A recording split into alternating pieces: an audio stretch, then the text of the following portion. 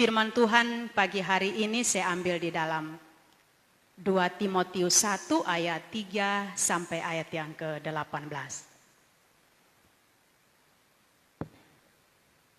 2 Timotius 1 ayat 3 sampai ayat yang ke-18. Mungkin kita bisa baca sama-sama. Semua sudah dapat kok? Timotius ada di perjanjian baru ya. 2 Timotius 1 ayat 3 hingga ayat yang ke-18 kita baca sama-sama dan saya baca dia punya topiknya yaitu ucapan syukur dan nasihat untuk bertekun. Kita sama-sama 3, 2, 1. Aku mengucap syukur kepada Allah yang kulayani dengan hati nurani yang murni seperti yang dilakukan nenek moyangku. Dan selalu aku mengingat engkau dalam permohonanku, baik siang maupun malam. Dan apabila aku terkenang akan air matamu yang kau curahkan, aku ingin melihat engkau kembali supaya penuhlah kesukaanku. Sebab aku teringat akan iman mula yang ikhlas, yaitu iman yang pertama-tama hidup di dalam nenekmu Lois dan di dalam ibumu Eunike, dan aku yakin hidup juga di dalam dirimu. Karena itulah aku peringatkan engkau untuk mengorbankan karunia Allah yang ada padamu oleh penumpangan tanganku atasmu. Sebab Allah memberikan kepada kita bukan roh ketakutan, melainkan roh yang membangkitkan kekuatan, kasih dan ketertiban. Jadi janganlah malu bersaksi tentang Tuhan kita, dan janganlah malu karena aku, seorang hukuman karena dia, melainkan ikutlah menderita bagi Injilnya oleh kekuatan Allah.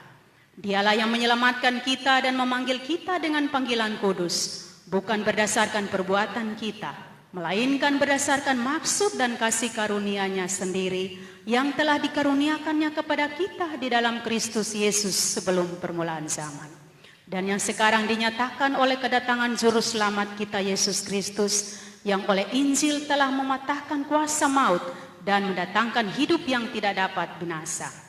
Untuk Injil inilah aku ditetapkan sebagai pemberita, sebagai rasul dan sebagai guru. Itulah sebabnya aku menderita semuanya ini, tetapi aku tidak malu, karena aku tahu kepada siapa aku percaya dan aku yakin bahwa Dia berkuasa memeliharakan apa yang telah dipercayakannya kepadaku hingga pada hari Tuhan. Peganglah segala sesuatu yang telah engkau dengar daripadaku sebagai contoh ajaran yang sehat, dan lakukanlah itu dalam iman dan kasih dalam Kristus Yesus. Peliharalah harta yang indah yang telah dipercayakannya kepada kita oleh Roh Kudus yang diam di dalam kita. Engkau tahu bahwa semua mereka yang di daerah Asia Kecil berpaling daripadaku, termasuk Figelus dan Hermogenes. Tuhan kiranya mengaruniakan rahmat-Nya kepada keluarga Onesiphorus yang telah berulang-ulang menyegarkan hatiku. Ia tidak malu menjumpai aku di dalam penjara. Ketika di Roma ia berusaha mencari aku dan sudah juga menemui aku. Kiranya Tuhan menunjukkan rahmat-Nya kepadanya pada harinya. Betapa banyaknya pelayanan yang dilakukan di Efesus, engkau lebih mengetahuinya daripadaku. Itulah firman Tuhan bagi kita pagi hari ini. Sekali lagi shalom. Ya, puji Tuhan. Sebelum saya membagikan firman Tuhan, saya mau bertanya sedikit. Mengapa Paulus memberikan surat kepada Timotius? Ya, mungkin ada yang bisa jawab, silahkan. Timotius ini siapanya Paulus sehingga sudah 2 kali dia kasih surat kepada Timotius? Mungkin ada yang jawab, silahkan. Ini ketong bebas ya.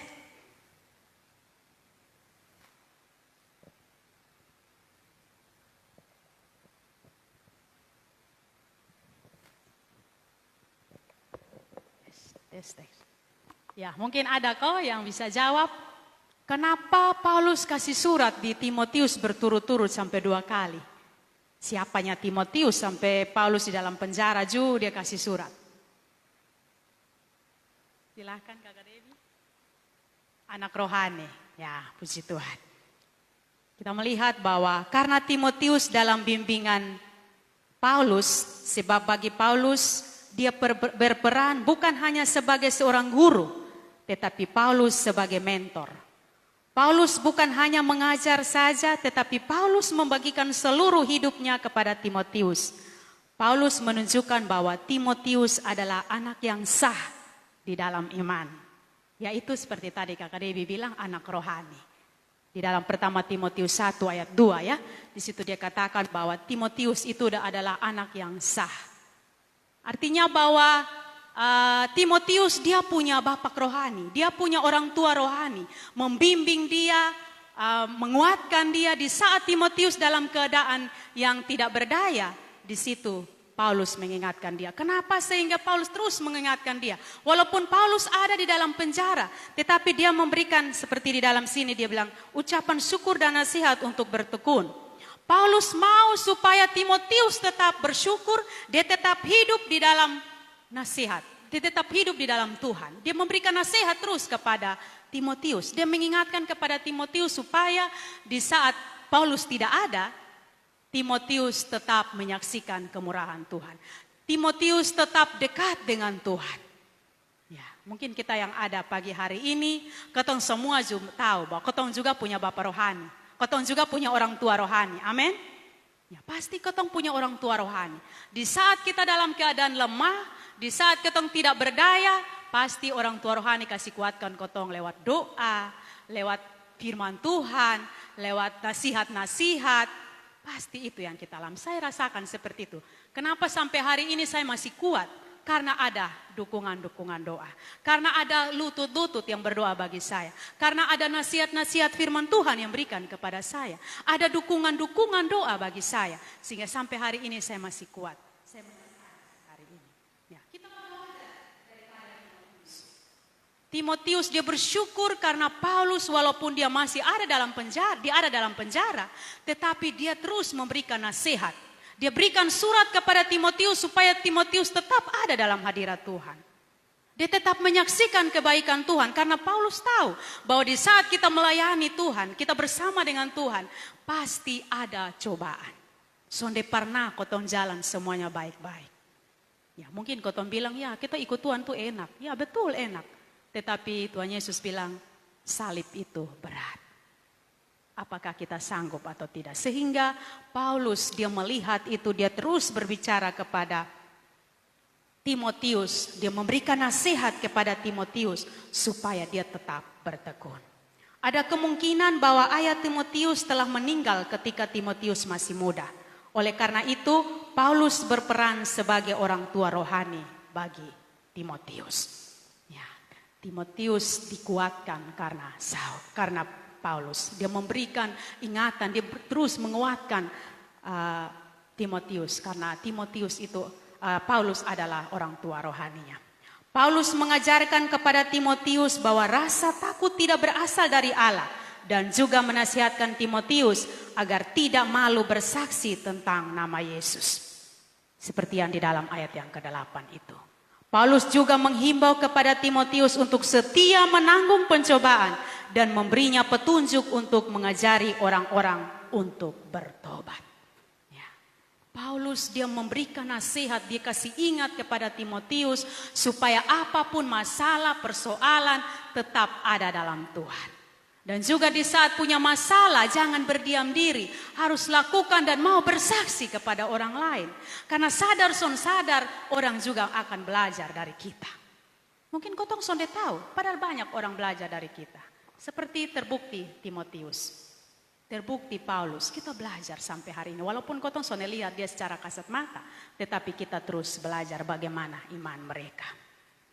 Ada beberapa karakter iman yang Timotius lakukan yang kita mau belajar. Yang pertama adalah iman yang diteladankan. Kehidupan iman Timotius rupanya lahir sebagai pengaruh baik yang diturunkan dari neneknya Lois dan ibunya Eunike. Artinya bahwa Timotius takut Tuhan, dia mengenal Tuhan itu dalam rumah tangganya. Kenapa orang bilang rumahku adalah istanaku? Keluargaku adalah sorgaku. Kenapa? Karena itu semua sekolah pertama itu dalam rumah tangga. Anak bertumbuh dengan baik karena didikan dalam rumah tangga. Anak bertumbuh karena dia kacau balau karena bertumbuh dalam rumah tangga. Di sini kita melihat Timotius. Dia hidup takut akan Tuhan karena dari neneknya dan juga ibunya. Ya. Ibu dan juga nenek daripada Timotius didik Timotius dengan takut akan Tuhan. Walaupun dalam perjalanan hidupnya ada tantangan, ada masalah, tetapi mereka tetap andalkan Tuhan. Sehingga di situ Timotius tetap dekat dengan Tuhan. Bagaimana dengan kita? Kita juga demikian. Kita belajar, kita asukan ketemu anak-anak yang ada dalam kotong-kotong harus ajarkan. Ya, saya lihat kalau di Takarim, kadangkala saya lihat ada keluarga-keluarga yang lain, kalau anak baru mulai bertumbuh, mulai belajar omong, ada yang pakai bahasa kotor, maki, orang tua ketawa setengah mati. Ada kala juga orang tua cerita kasih orang lain, tadi tuh si ini dia memaki dia pun bapak begini. Kayak lucu. Ya, tapi sebenarnya itu mungkin anak juga pikir, oh ini bahasa yang lucu. Akhirnya dia terus bahasa kotor sampai terbawa dia dewasa, orang-orang yang ada di sekitar dia itu semua pakai bahasa kotor. Di dalam rumah tangga kalau semua jadi kebun binatang, ya pasti dia akan bertumbuh dan keluar orang-orang yang ada di dia pun sekitar itu semua jadi binatang. Karena apa? Dasar dalam rumah tangga. Tetapi kalau dalam rumah tangga kita sudah didik dengan takut Tuhan, pasti dia juga akan bertumbuh dengan orang yang takut dan taat kepada Tuhan. Ya, saya bersaksi, saya punya dalam rumah tangga saya punya mama. Kami ada 9 bersaudara, tetapi yang meninggal 4, kami sisa 5 orang. Dan saya waktu umur 1 tahun, saya bapak meninggal. Ya, saya juga tidak tahu saya bapak itu seperti apa. Kami bertumbuh dengan begitu kekerasan. Sonde ada waktu untuk bermain. Namanya ketemu anak-anak, sonde ada waktu untuk bermain. Pagi bangun mau pergi sekolah, mama tua su goreng memang kue pisang. Bukan kotong mau makan, pi jual. Saya pun rumah dekat Dokter Billy dekat apotek situ. Jadi saya biasa pagi-pagi jual itu dari rumah. Kan saya rumah di samping apotek, terus kami ke rumah tua. Di situ sampai di SMK. Itu pagi-pagi saya harus jual kue sampai situ. Baru pulang, siap di sekolah. Sampai sekolah lah su terlambat lah. Saya pun sekolah di SD Bokong. Jalan mungkin sekitar 1 kilo. Jalan kaki. Su terlambat lah guru suruh keliling lapangan. 10 kali baru masuk kelas. Pulang sekolah son istirahat lah. Mam tua su goreng memang kue. Pulang sekolah jual kue lagi. Pulang su sore capek harus belajar. Ya, soalnya ada kesempatan. Musim panas begini dia tanam sayur. Panjang-panjang. Pagi kita harus siram sayur baru pergi sekolah. Pulang siram lagi. Kalau su agak besar dia potong bawa kotong pi jual lagi. Jiko jalan. Soalnya ada waktu. Dia begitu, son kasih kotong waktu. Kalau kotong punya waktu, kotong kasih waktu untuk kotong bermain. Kotong pemain biasa di kali, di sungai. Kotong lihat kali yang dalam, kotong naik di tebing, lompat turun. Itu kotong hari-hari kalau mam tua pi mana, kotong pun kerja gitu. Dia kalau dapat, dia bawa kotong pi di kuburan, gantong di tiang, pukul kotong di situ. Saya mama. Kotong menangis, bapak tolong, oh supaya bapak keluar dari lubang, kok kasih angkat selalu. Kekerasannya luar biasa. Tetapi yang saya belajar dari saya mama, dia setia dengan Tuhan. Walaupun dia dikotong dengan keras, tetapi kalau lu makan son berdoa, dia langsung ambil itu makanan. Lu tidur son berdoa, yang hari dia cubit bermain selalu. Dia bilang harus andalkan Tuhan. Pisone pi sekolah minggu, in hari lu son boleh makan. Itu saya mama pendidikan. Dan juga kelebihan juga saya mama, karena dia juga aktif di gereja, biasa ikut ibadah karena kami gemit, ikut ibadah kaum ibu, dia juga ikut paduan suara. Jadi kalau latihan atau ibadat atau ke gereja, bahkan juga dia ikut persekutuan doa, setiap hari dia bawa saya. Kenapa dia bawa saya? Karena saya anak yang bungsu, kalau saya tidak ikut kakak mau pasti dia kena pukul. Itu jadi dia harus bawa saya. Di situ seperti orang bilang di saat ketong ikut terus dengan Tuhan, Tuhan suka si kotong cap. Tuhan suka kasih kotong hetis, kotong mau lari pi mana ju, Tuhan bilang itu bepunya. Ya, akhirnya saya bertumbuh jadi dewasa, sampai hari ini saya tetap cinta Tuhan. Karena didikan dari orang tua. Ya. Jadi mari kita belajar daripada Timotius. Dan juga saya juga kaderkan kepada saya anak-anak. Kalau mau minta apa saya bilang minta di Tuhan. Karena saya mama begitu. Kotong pun buku, minta buku atau sepatu serobek, minta di Tuhan. Dia suruh minta, artinya kita berdoa. Minta dulu dengan Tuhan. Saya juga saja ajarkan saya anak. Kalau dong bilang, mak sumur deka regis, mak kotong butuh ini. Minta di Tuhan. Saya ajarkan saya anak-anak seperti itu. Minta dulu di Tuhan, Tuhan pasti buka jalan dengan saya pekerjaan, dengan apapun pasti berkat itu datang. Ya. Jadi kita belajar. Jadi seperti yang saya katakan bahwa Timotius ini bukan hanya sekedar dia langsung bertobat, tetapi dia dituntun dalam rumah tangganya. Didikan dari rumah tangganya. Saya ada ikut kegiatan satu LSM yaitu Wahana Visi Indonesia. Saya juga belajar di situ banyak hal yang saya belajar. Ada satu pelajaran di situ berbicara tentang pengasuh dengan cinta. Bagaimana kita mengasuh keluarga kita dengan penuh cinta.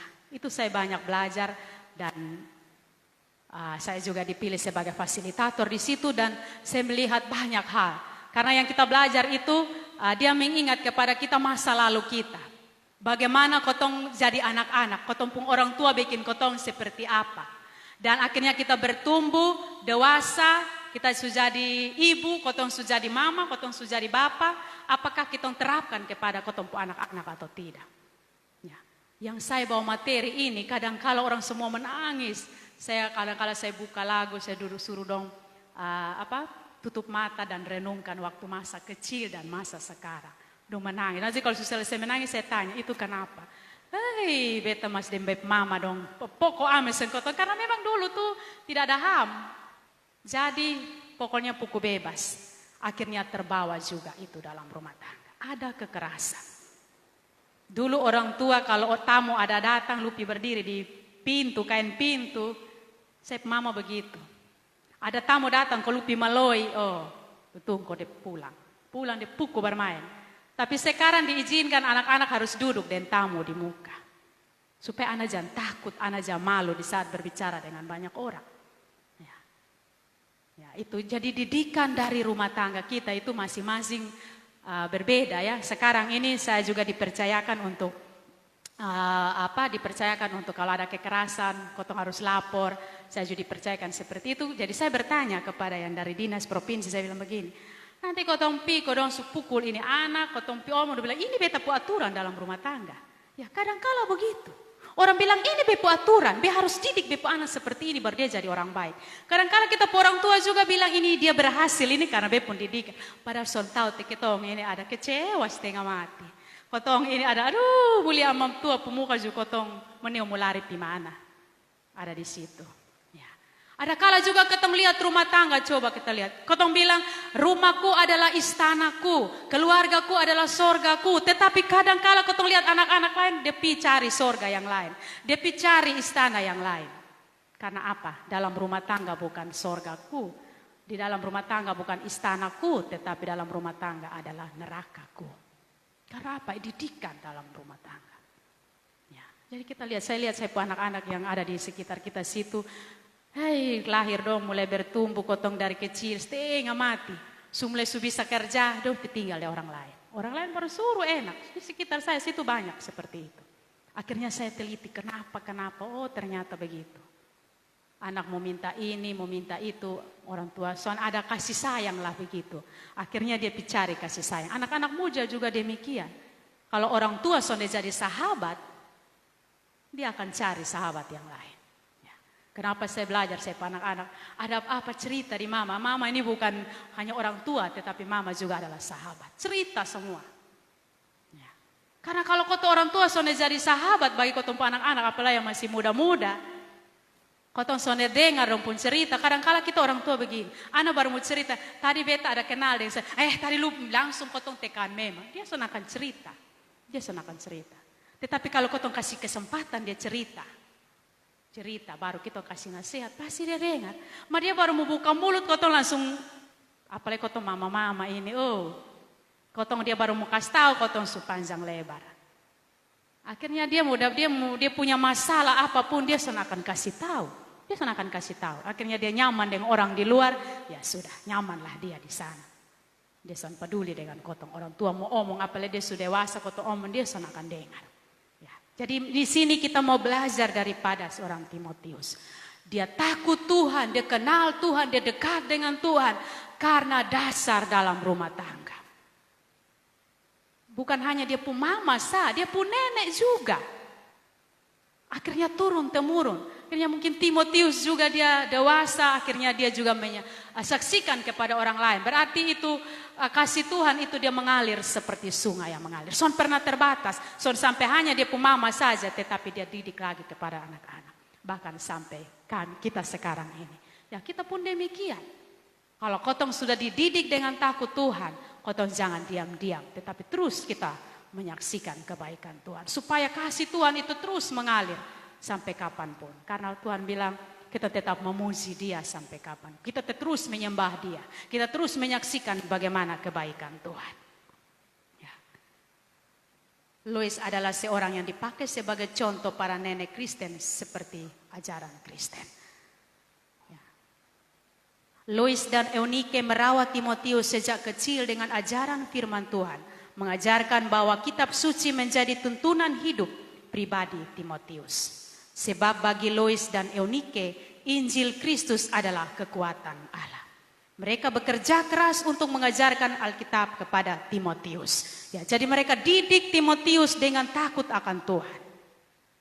Walaupun mungkin Timotius lihat, apalagi ya mungkin di dalam Alkitab tidak cerita bahwa dia punya bapak meninggal kapan, tidak. Tapi kita percaya bahwa didikan daripada orang tua, dia punya nenek dan juga dia punya ibu yang takut akan Tuhan. Pasti dalam perjalanan hidup ada persoalan, ada tantangan.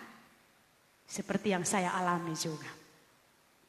Ya, saya hidup bertumbuh dari kecil sampai dewasa, saya tidak merasakan bagaimana seorang ayah itu seperti apa. Dan juga saya menikah, saya pikir ya sudah punya suami, pasti dia juga sudah menjadi ayah dan juga suami saya. Tetapi ternyata semuanya apa yang Tuhan buat itu lain daripada pikiran kita. Tuhan ambil kasih tinggal ini anak-anak 3. Tetapi saya percaya bahwa didikan daripada orang tua saya bawa itu kepada anak-anak. Dan puji Tuhan mereka menjadi anak-anak yang takut akan Tuhan. Nah, itu luar biasa. Itu karena apa? Dari kotong punya orang tua, didik kita. Jadi di sini kita mau belajar. Kalau kotong suka kenal Tuhan, kotong jangan diam-diam. Harus kaderkan itu kepada orang lain. Yang kita teladankan dari Timotius adalah dia seorang yang baik, setia, taat, dan sanggup melakukan dalam hidup sehari-hari. Dan yang kedua adalah iman yang disaksikan. Iman yang tulus tidak disimpan sebagai sebuah harta kekayaan yang dinikmati sendiri. Tetapi iman yang hidup harus dibagikan atau disaksikan kepada orang lain tanpa rasa malu karena orang lain membutuhkan keselamatan itu. Artinya bahwa kotong sudah merasakan bagaimana kebaikan Tuhan, kotong jangan berdiam diri. Kotong harus bersaksi. Mungkin kotong bersaksi orang lain bilang, ih kok hanya itu saja omong supaya orang tahu. Tetapi itu yang kita rasakan, amin. Kita harus menyaksikan kepada orang lain. Mungkin orang soalnya peduli. Karena memang itu sudah. Kalau kotong tahu kebenaran, kotong mengerti kebenaran, kotong ceritakan kepada orang lain. Tidak semua orang itu mendengar. Pasti ada yang suka. Tetapi ada sebagian yang belajar. Jadi mari kita terus sampaikan kebenaran. Kita terus menyaksikan bagaimana kebaikan Tuhan. Bagaimana kehebatan Tuhan yang luar biasa bagi kita.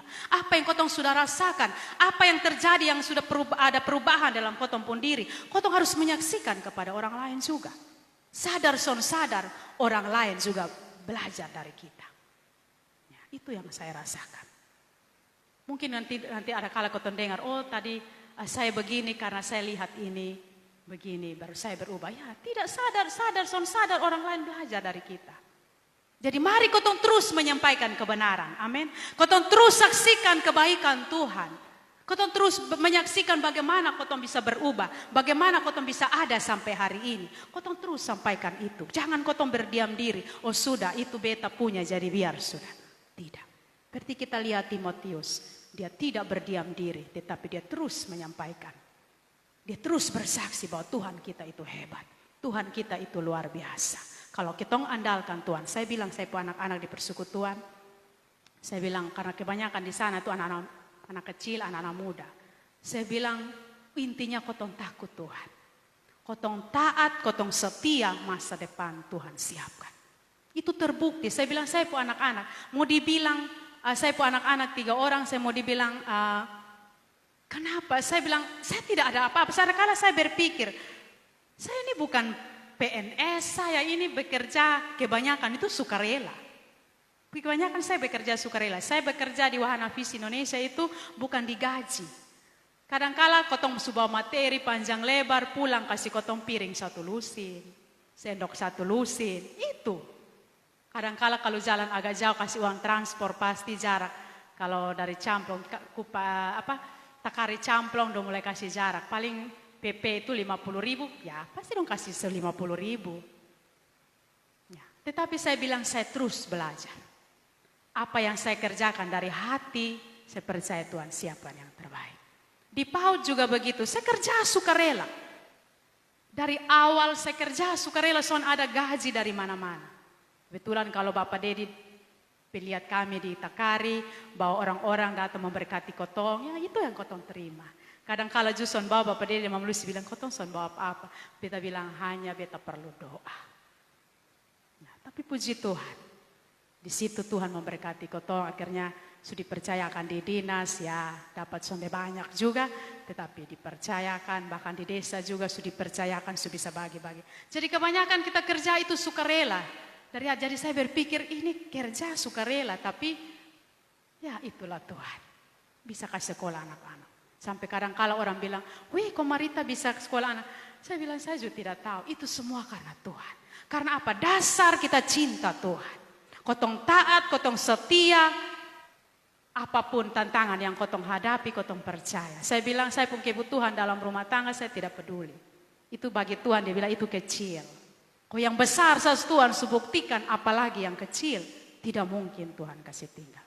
Waktu awal saya pun anak yang nomor 2 mau kuliah, mungkin saya pernah bersaksi, karena saya piara babi, saya pikir oh ini sudah dasar bagi dia supaya regis pertama bisa ini.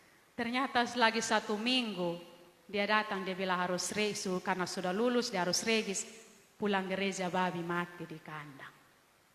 Itu sampai saya berlutut di kandang, saya berdoa, Tuhan terima kasih Tuhan.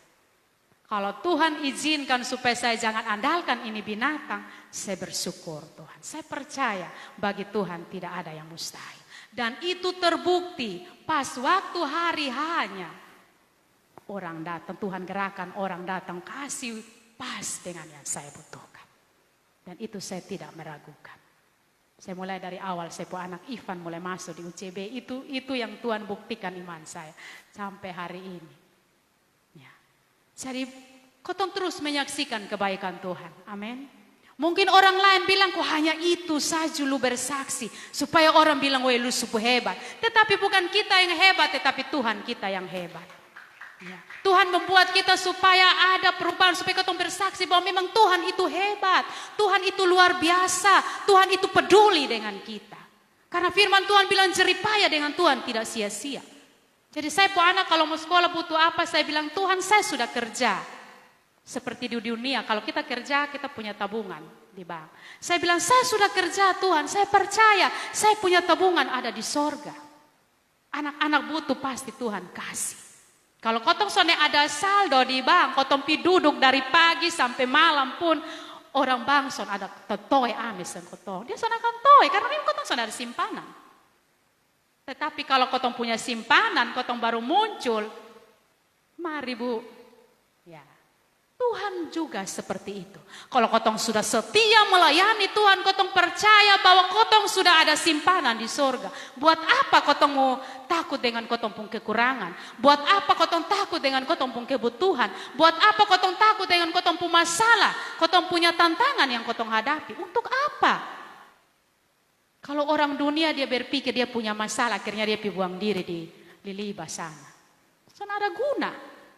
Tetapi kalau kotong datang di bawah kaki Tuhan, kotong percaya Tuhan itu luar biasa. Saya bilang, saya tidak peduli orang mau bilang, kok hanya itu. Saya bilang, saya tidak peduli. Karena memang saya punya Tuhan itu hebat. Saya pun Tuhan itu luar biasa. Kalau bukan Tuhan, saya bukan seperti ini. Ya. Memang saya ada kala saya bersaksi, dimanapun saya bersaksi. Karena itu yang memang saya rasakan. Saya tidak bersaksi yang bohong-bohong, yang omong kosong. Atau saya bersaksi dengan kata orang. Tetapi itu yang saya rasakan. Nah, kita juga seperti itu, amin. Apa yang kotong rasakan dalam kotong pun diri, mari kotong teruskan kepada orang. Soalnya peduli orang mau bilang apa, karena memang itu yang Tuhan buktikan buat kotong. Jadi kita terus lakukan yang terbaik untuk Tuhan. Terus lakukan apapun masalah kita. Dan yang ketiga adalah iman yang dipertahankan. Jadi kita baca dalam ayat 13 sampai 15 itu. Tetapi beriman kepada Kristus bukanlah perkara yang mudah. Seperti dalam ayat yang ke-15 itu kita. Coba kita baca. Engkau tahu bahwa semua mereka yang di daerah Asia kecil berpaling daripadaku. Termasuk Figelus dan Hermogenes. Artinya bahwa orang-orang ada yang son peduli dengan kesaksian daripada Paulus dan juga kepada Timotius. Ada orang son suka seperti yang tadi beta bilang. Kotong menyaksikan kebaikan Tuhan, kadangkala orang mendukung kotong, ada yang orang son suka. Lu sampai ke sok-sok suci sah. Sampai lu semua naik sorga antero-antero. Kebanyakan begitu. Saya banyak sekali orang bilang begitu. Kadangkala kalau Bapak Dedi bawa saya pelayan di mana-mana, itu betul kosong dia jalan kosong. Saya bilang, saya tidak peduli. Yang alami adalah saya punya diri sendiri. Bukan kamu. Ya. Karena kita punya hubungan dengan Tuhan, kotong yang tahu. Bagaimana kotong pun kedekatan dengan Tuhan, kotong sendiri yang tahu. Kalau kotong main-main dengan Tuhan, kotong pun diri sendiri yang tahu. Kalau kotong benar-benar kotong tulus dengan Tuhan, kotong pun diri sendiri yang tahu. Son ada orang yang tahu. Kalau kotong main-main juga kotong sendiri. Mungkin di gereja kotong aktif sekali. Tetapi dalam kotong pun kelakuan hari-hari, kotong sendiri. Mungkin orang bilang, itu dia begitu hamba Tuhan luar biasa. Tetapi kotong son pernah ambil waktu berdoa. Kotong son pernah ambil waktu baca firman. Kotong sendiri tahu. Ya. Tetapi kalau kotong son pernah pergi gereja, kotong son pernah ini, tapi kotong setia dengan Tuhan, kotong pun diri sendiri tahu. Mungkin orang bilang, dia son tahu pergi gereja, dia son tahu bikin apa-apa. Tetapi kalau kotong punya hubungan dengan Tuhan, baik, ini diri sendiri. Ya. Jadi kita tidak peduli kata orang, amin. Jangan peduli kata orang mau bilang apa. Yang penting kotong terus menyaksikan kebaikan Tuhan. Ya, apa yang kotong rasakan, kotong terus sampaikan. Kotong sangat peduli dengan apa yang orang bilang. Ya, seperti yang tadi saya katakan. Di sini Paulus kata Timotius dia katakan bahwa ada orang yang son suka. Ya memang betul, ada orang yang son suka. Tapi mari kotong terus lakukan yang terbaik. Paulus mengingatkan bahwa iman kepada Kristus adalah harta yang indah, yang terlalu mulia. Amin. Nah, jadi itu iman itu adalah harta yang paling mulia, yang paling indah sudah. Ya. Mungkin di dalam firman Tuhan katakan bahwa iman itu sebiji sesawi, dia kecil sekali. Tetapi kalau kotong lakukan yang baik, pasti dia begitu luar biasa apa yang kotong rasakan. Itu begitu luar biasa. Walaupun kotong bilang itu iman begitu kecil. Tapi kalau kotong betul-betul kita percaya bagi Tuhan tidak ada yang mustahil. Karena Tuhan izinkan kotong ada, kotong harus jadi kesaksian. Nah kalau bukan kotong yang bersaksi, siapa lain? Amin. Ya, seperti saya punya persekutuan, kami punya moto itu bilang, kalau bukan saya, siapa lagi? Kalau bukan beta, siapa lagi? Kalau bukan sekarang, nah kapan lagi? Ya, ini waktu. Tuhan masih percayakan kotong hidup, berarti dia punya rencana.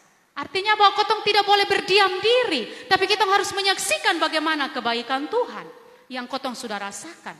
Kotong harus terus menyampaikan itu kepada orang lain. Orang lain mau dengar atau tidaknya itu urusan Tuhan. Amin. Tuhan yang menggerakkan setiap hati manusia, bukan kotong. Kotong hanya sampaikan saja. Itu urusan Tuhan. Karena panggilan masing-masing panggilan masing-masing itu panggilan tuh dengan Tuhan tuh masing-masing pribadi. Soalnya ada yang sama. Saya punya panggilan berbeda dengan Kakak Debbie, saya punya panggilan berbeda dengan Dokter Billy. Kita punya panggilan masing-masing. Ya. Jadi kita hanya sampaikan saja. Ya. Kadang-kala kita bilang, beta mau bersaksi, mau malu. Ya, kadang-kala kita begitu. Padahal kau sudah merasakan bagaimana kebaikan Tuhan yang luar biasa. Mau kau mau bersaksi, kau malu setengah mati. Kalau bagi saya bilang, saya tidak peduli. Orang mau dengar, kosong dengar, beta su omong pi. Ya, jadi di sini katakan bahwa Paulus mengingatkan bahwa iman itu seperti harta yang indah. Jadi kita harus jaga itu dan kita harus lakukan itu untuk orang lain. Iman yang hidup layak diperjuangkan dan dipertahankan hingga sampai kesudahannya. Ya, jadi kita terus lakukan dan kita terus lakukan kalau Tuhan masih izinkan kita hidup. Ya, seperti pujian katakan bahwa kalau kotong masih kuat, mari kotong lakukan yang terbaik. Karena kalau kotong susun bisa ada daya lain, kotong susun bisa mampu lain, kotong sudah melakukan kebaikan untuk orang lain. Ya, itu firman Tuhan bagi kita. Tuhan Yesus memberkati.